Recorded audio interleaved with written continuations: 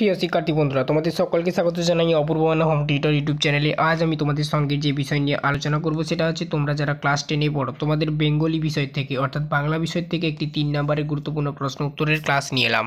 প্রশ্নটার মান থাকে 3, ঠিক আছে। তো আর একটা কথা বলে দিই, তোমাদের এই বাংলা বিষয় 3 নম্বরের যত যা প্রশ্ন এবং তার উত্তর নোটস আকারে আমি তোমাদের সঙ্গে আলোচনা করছি একটি একটি প্রশ্ন করে।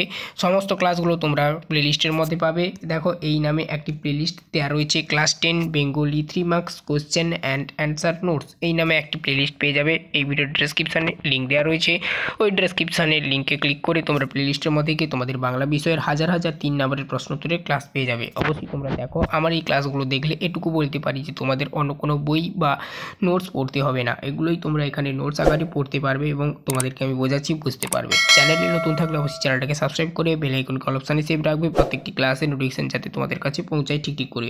আজ আমরা এই প্রশ্নটা সম্পর্কে আলোচনা করব, ধিক মোরে কে কেন নিজেকে ধিক্কার জানিয়েছেন। এই প্রশ্নটা তোমাদের প্রত্যেক বছর মাধ্যমিক পরীক্ষায় কিংবা মাধ্যমিক পরীক্ষার আগে টেস্ট পরীক্ষা হবে, সেই টেস্ট পরীক্ষায় আসে, কিংবা তোমাদের স্কুলে যে সাবমিটিভ পরীক্ষা হয় সেই সাবমিটিভ পরীক্ষাতেও আসে। তো ভেরি ভেরি ইম্পর্টেন্ট প্রশ্ন। তো দেখো, এছাড়া এই বিটির মধ্যেও থাকে বা ডাব্লিউবিটির মধ্যে থাকে, বা তোমাদের পর্ষদ টেস্ট পেপার যে হয় সেই পর্ষদ টেস্ট পেপারের মধ্যেও থাকে এই প্রশ্নটা। তো এখানে উত্তরটা দুটো ভাগে আমাদের আলোচনা করা হবে। ফার্স্ট, কে কেন নিজেকে ধিক্কার জানিয়েছেন। তো ফার্স্ট আমরা কে এর উত্তরটা আলোচনা করব। দেখো, বলেছে যে ধিক মোরে কে, মানে কে এই কথাটি বলেছে বা কে কাকে ধিক্কার দিচ্ছে। উদ্ধৃত অংশটির বক্তা মধুসূদনের মেঘনাদবধ কাব্য থেকে গৃহীত। এখানে দেখো, কাব্য এটা যখন হচ্ছে কম্পিউটারে আমি টাইপিং করেছিলাম, বয় জফলা হতো, আকার হয়ে গেছে, তো এটা বয় জফলা দিয়ে দেবে, ঠিক আছে। কাব্য থেকে গৃহীত অভিষেক নামক কাব্যাংশের অন্যতম চরিত্র ইন্দ্রজিতের। তাহলে এখানে কে হলো, উত্তরটা কী পেলে, ইন্দ্রজিৎ। ইন্দ্রজিৎ হবে এইটা। তো তোমাকে তার জন্য প্রথম থেকে লিখতে হবে যে উদ্ধৃত অংশটি বক্তা মধুসূদন দত্তের মেঘনাদবধ কাব্য হবে, জফলা দিয়ে দিবে, ঠিক আছে। তো কম্পিউটার টাইপিং করার সময় একটু মিস্টেক হয়ে গেছে। তো থেকে গৃহীত অভিষেক নামক কাব্যাংশের অন্যতম চরিত্র হলো ইন্দ্রজিৎ। এখানে উত্তরটা হবে ইন্দ্রজিৎ। বোঝা গেল, এভাবেই লিখবে। কের উত্তরটা হয়ে গেল। এরপর দেখো, কেন নিজেকে ধিক্কার জানিয়েছেন। দেখো, নিজেকে ধিক্কার জানানোর কারণটা এবারে আমরা আলোচনা করছি।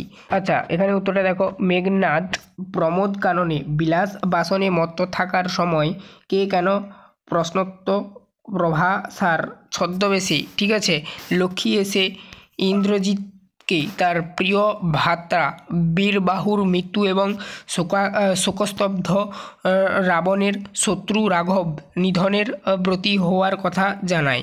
লঙ্কার এই দুর্দিনে ইন্দ্রজিৎ প্রমোদকাননে মেয়েদের মাঝের থেকে রাজধর্ম পালনে ব্যর্থ হয়েছেন বলে তারই আত্মধিক্কার। মানে তিনি মূলত রাজধর্ম থেকে চ্যুত হয়েছেন, ঠিক আছে। মানে সে রাজধর্মটা ঠিক পালন করতে পারেনি, তার জন্যই সে নিজেকে এভাবেই ধিক্কার দিয়েছে। তোমরা এটা লিখে নেবে খাতায় আর পড়তে থাকবে, আশা করি তোমরা বুঝতে পারবে। তো এই ছিল টোটাল তোমাদের এই প্রশ্নটার উত্তর। আশা করি তোমরা বুঝতে পারলে। চ্যানেলে নতুন থাকলে অবশ্যই চ্যানেলটাকে সাবস্ক্রাইব করবে।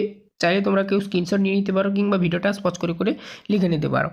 আর দেখো, এখানে বিশেষ কিছু বোঝানোর নেই, যে প্রশ্নগুলো আমার বোঝানোর রয়েছে আমি তোমাদেরকে বুঝিয়ে বলবো। এই প্রশ্নটার তেমন কোনো বোঝানোর নেই, যা যা বোঝানো ছিল বুঝিয়ে দিয়েছি। তো আজকের এই অবধি, সবাই ভালো থেকো। আর অন্যান্য ক্লাসগুলো না থেকে থাকলে প্লেলিস্টের মধ্যে পেয়ে যাবে, প্লেলিস্টের লিঙ্ক এই ভিডিওর ডেসক্রিপশানে দেওয়া রইলো। কলেজ পর্যন্ত তোমরা বাংলা বিষয়ের সমস্ত ক্লাস পাবে। অবশ্যই চ্যানেলটাকে সাবস্ক্রাইব করে বেল আইকন কল অপশানে সেভ রাখবে। ক্লাসটা বন্ধুদের মধ্যে অবশ্যই শেয়ার করে দেবে।